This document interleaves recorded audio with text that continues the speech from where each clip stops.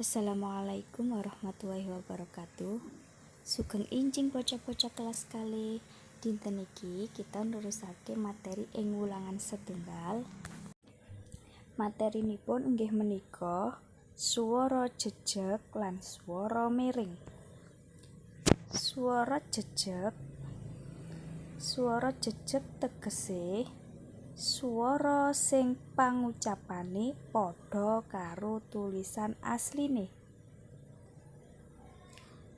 Yen swara miring tegese swara sing pangucapane ora padha karo tulisan asline. Tuladha swara ajejeg.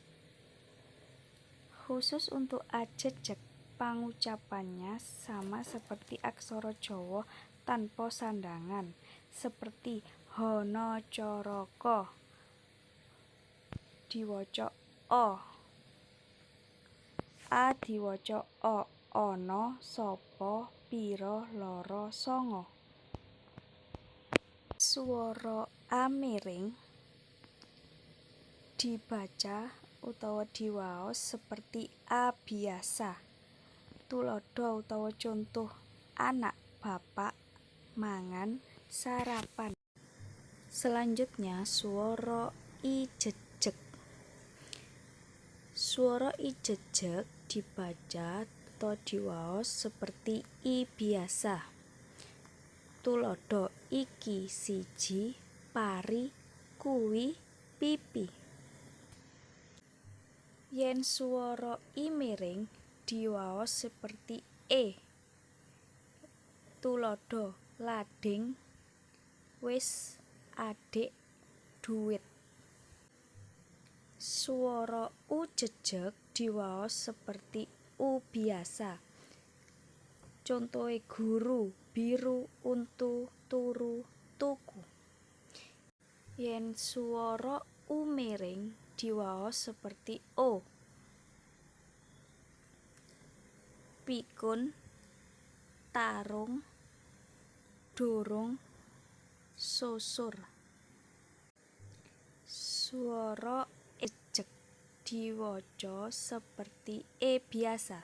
Gule, sare, tempe, sate, jare. Yen swara E miring diwaos E. Tuladha bebek, menek, golek.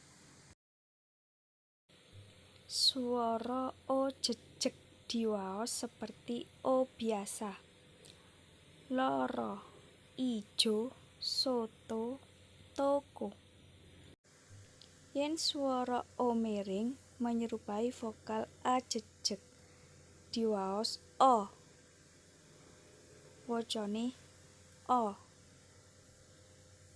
Kobong, dondong, terong, bolong. Nah niki contohe yen wonten ten buku basa Jawa halaman 6. Aksara swara A sampurna jejeg diwaos O. Loro, sapa, rawa. Yen ora sampurna miring diwaos A. Bapak, sawah, gajah. Yen lanjutane aksara swara I, U, E lan O saged diwaos piyambak nggih. Katrangan tumrap aksara swara kang ora sampurna miring I lan U yen kadunungan panambang A, I, E, an utawa en owah dadi swara sampurna.